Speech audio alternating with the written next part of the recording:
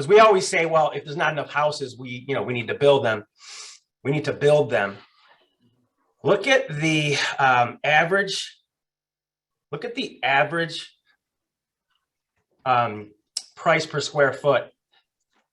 Forget this stat. Let's just go back 1 year. Look what the price per square foot has done for new construction in 1 year.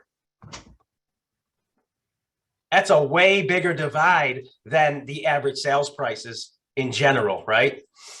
So that's the solution is, well, let's build more houses. There's such an abundance of desire for home ownership, and yet, number one, they can't do it fast enough, and it's not going to be affordable. It's not going to be an option for most people anymore. When we started our new build development in 2015 in Hilton Schools, Parma Hilton Schools, I had a model for $210,000 and we couldn't sell it. It was a brand new Colonial, $210,000, couldn't give it away. Now it's tough for us to build a Colonial for under $400,000. It's extremely hard, right? And then you want to talk about ranches, forget it. So it's crazy how much more it costs. And there was other stats that I wanted to talk about.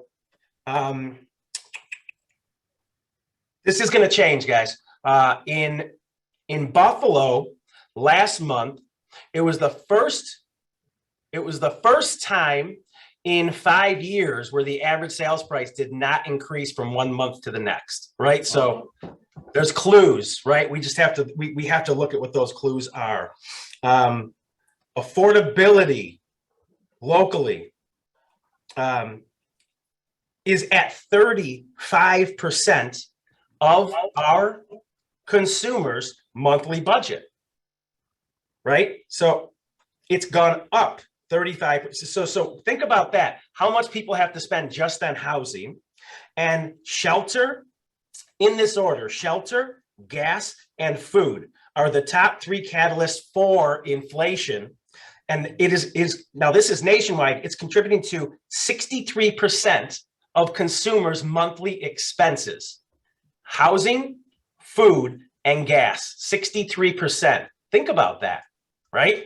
And what's going to happen because of that? Well, it's not sustainable. It can't. So average home prices cannot continue to excel this fast while income has not increased much at all, right? Affordability, what else I want to talk about?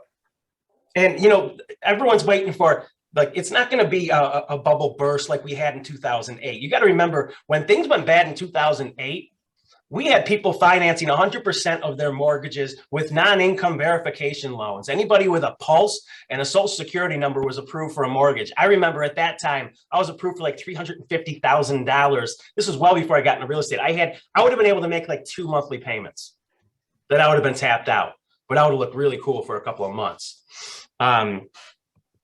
So mortgage payments in the US have gone up $400 a month since this past September.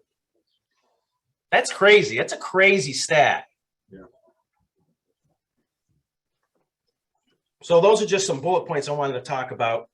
And let me see here, price per square foot. Let's go previously owned. February to March, it did climb. It climbed $1. So we're at $119 price per square foot for previously owned, right? Yeah. And what's the new construction price per foot? New construction now, it is $207. $207.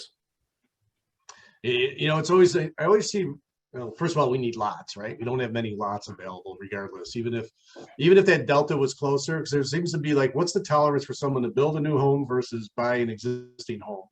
And there's a delta. Once it gets there, all of a sudden the new homes seem to take off. Well, first of all, we don't have any lots if the delta was close, because we're in heck would they build it? Because where's the land? There's no lots available because of regulations and this and that. So we're in an interesting situation. This housing shortage I mean, what do you think's gonna, how's the housing shortage gonna change? If you can't build anything, Buyers are, affordability is not there. So the market is going to change, and it's going to change really fast.